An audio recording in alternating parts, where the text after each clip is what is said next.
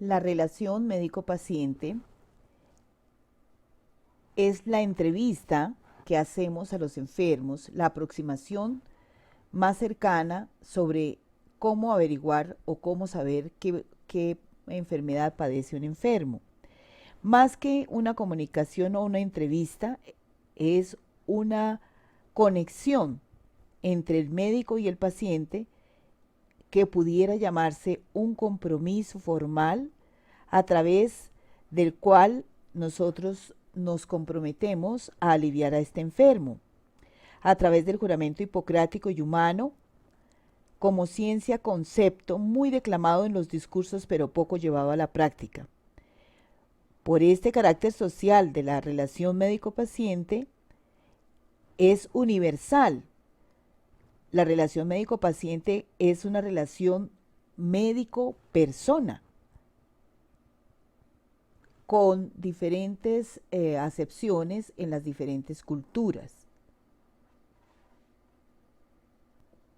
Podemos entonces decir que la relación médico-paciente está estructurada sobre el principio de la medicina como ciencia social. Por lo tanto, el eje central del desempeño profesional que pudiera resumirse en la relación médico-persona. Vamos a considerar algunos paradigmas en la relación médico-paciente. Cuando nosotros hacemos una relación médico-paciente, vamos a mirar biológicamente qué le ocurre a ese enfermo mediante un interrogatorio. También vamos a saber indirectamente la otra parte fundamental, que es la parte biográfica. Cuando escuchamos al enfermo y al escucharlo miramos su historial, que puede estar relacionado con su enfermedad o puede tener algún otro evento sociológico o un evento emocional que pueda hacernos a nosotros ayudar o nos pueden ayudar en la parte del interrogatorio. Es individual, o sea, cada paciente es único y esa es la situación sociológica de cada enfermo. Es pragmático porque tenemos que tener una solución para cualquier problema. Cada vez que entra un enfermo y nos da un interrogatorio, nos da una anamnesis, le hacemos un examen físico, llegamos a la conclusión de que tenemos que solucionar lo que el paciente nos ha brindado a través de un interrogatorio formal y juicioso y a través de un examen físico detallado para poder solucionar el problema de ese enfermo. Dogmática, obviamente que tiene que ser dogmática porque usted guía a su paciente, le da las indicaciones y por lo tanto lo cuida en determinado momento, como dice aquí en esta diapositiva, que viene del griego medeos, o sea, cuidar. Somos cuidadores de la salud. Autoritaria, el médico da la orden del curso de una acción ante una enfermedad. Es cuando uno le dice al paciente, le explica primero su enfermedad y si es necesario que se opere o no.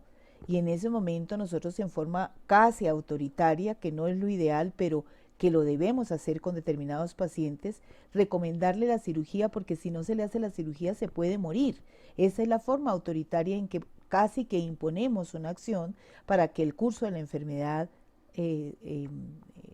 tenga un buen curso de esa enfermedad y podamos aliviar a ese enfermo.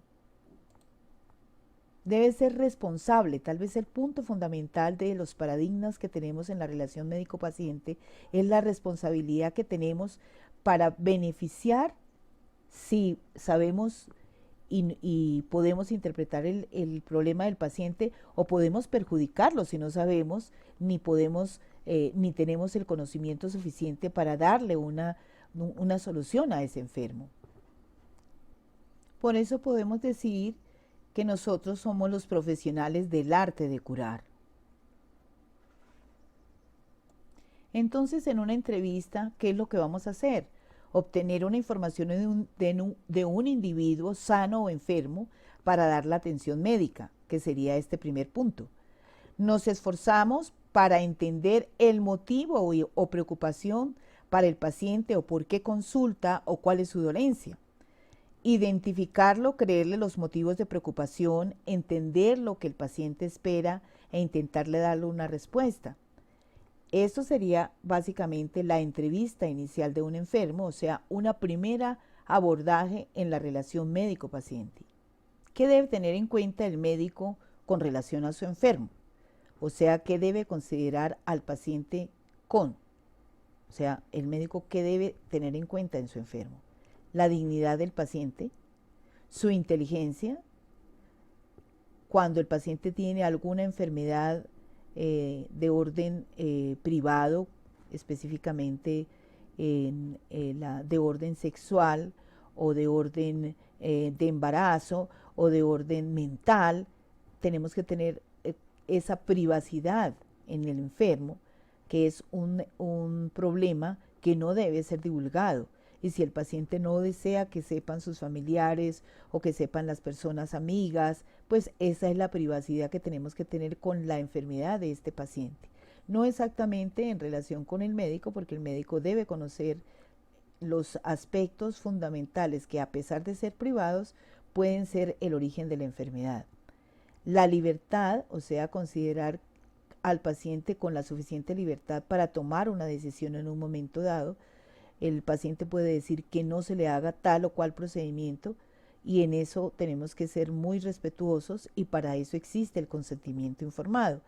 Además de eso, esta parte que es fundamental, que es tener los conocimientos y habilidades, la disposición amistosa de un genuino interés por el enfermo y el profundo respeto hacia el enfermo como persona. Fíjense que la palabra persona está señalada en toda la charla, porque estamos atendiendo personas, no estamos atendiendo cosas ni objetos.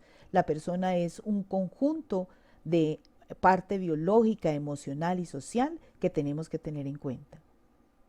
En la relación médico-paciente tenemos algunos modelos de médicos que consideramos algunos positivos, otros igualmente pues regulares, pero cada uno tendrá un estilo. En este caso vamos a ver los modelos que hay de médicos. El paternalista es el médico amo y señor de su paciente.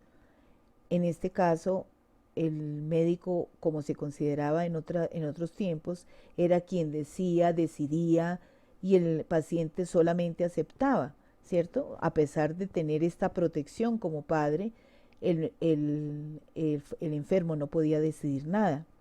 El médico autónomo es el médico que es guía, y el paciente decide los pasos a seguir con respecto a su enfermedad.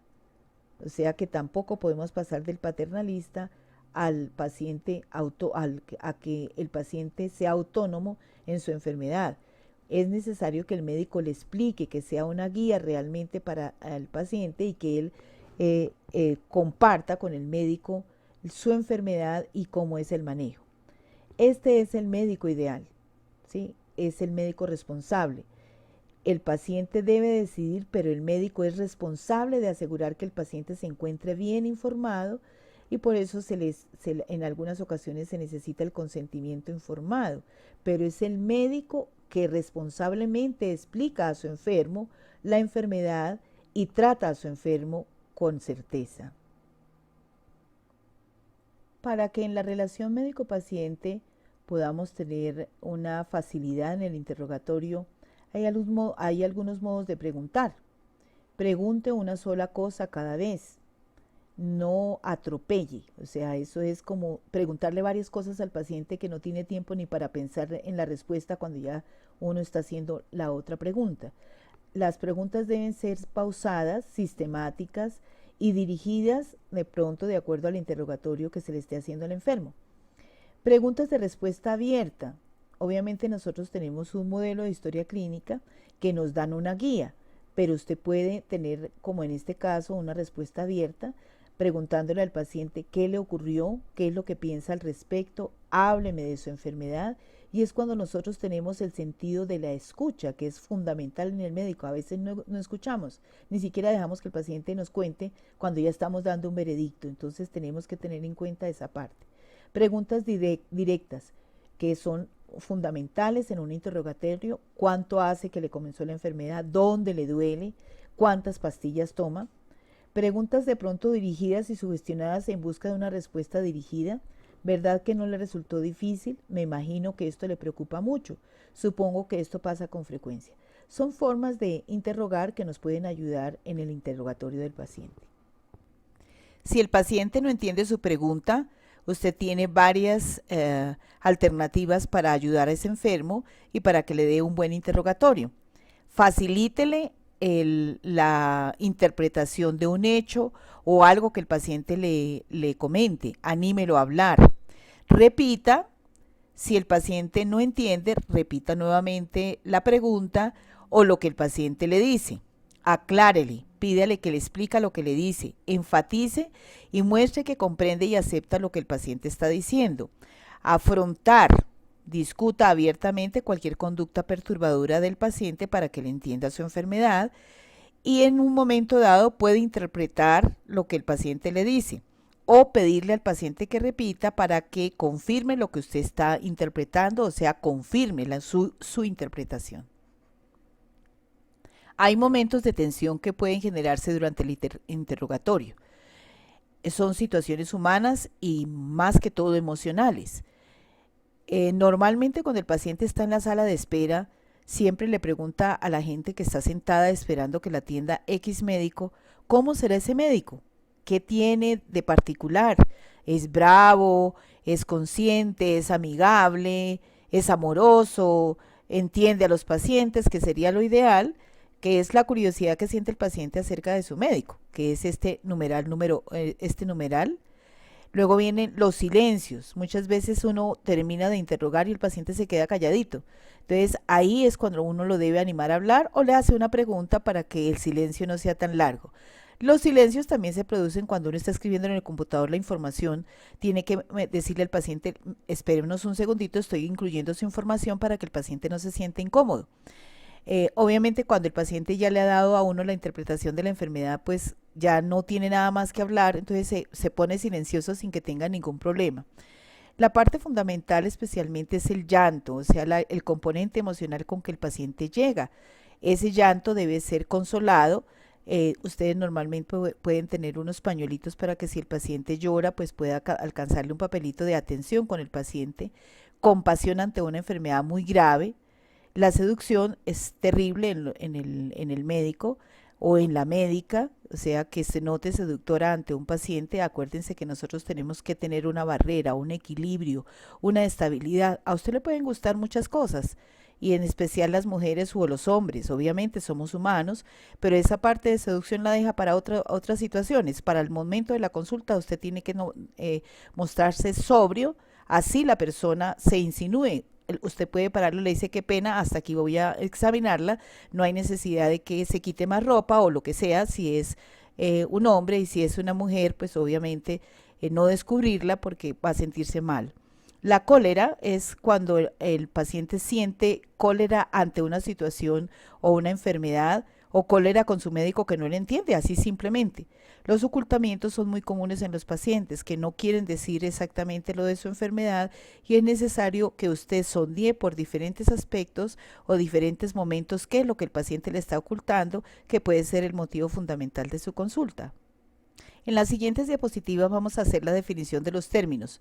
Semiología es la rama de la medicina que se ocupa de la identificación de las diversas manifestaciones de la enfermedad, signos que son manifestaciones morbosas objetivas mediante instrumentos de medida, y síntomas, manifestaciones no objetivas, o sea, lo que le cuenta a uno el paciente, como el dolor, el malestar, la palidez, que hay que buscarlas, y todo esto se llama semiotecnia. Se comprende entonces que la semiología constituye el pilar fundamental de la medicina clínica. La semiología viene del griego semio, medio, logos, estudio del tratado. En francés la semiología es la sintomatología referente a. Entonces nos referimos al síntoma como la manifestación de una alteración orgánica funcional apreciable solamente por el paciente, o sea que es una sensación subjetiva. El signo entonces es el fenómeno, carácter, síntoma objetivo de una enfermedad, estado en el que el médico puede reconocer o provocar. El signo es lo que nosotros encontramos en el examen físico ante un paciente que ha relatado algo. Estos son ejemplos de los signos. Aquí tenemos circulación colateral, y en estos dos cuadros la cianosis en un paciente, y en este caso ascitis, que puede ser demostrada.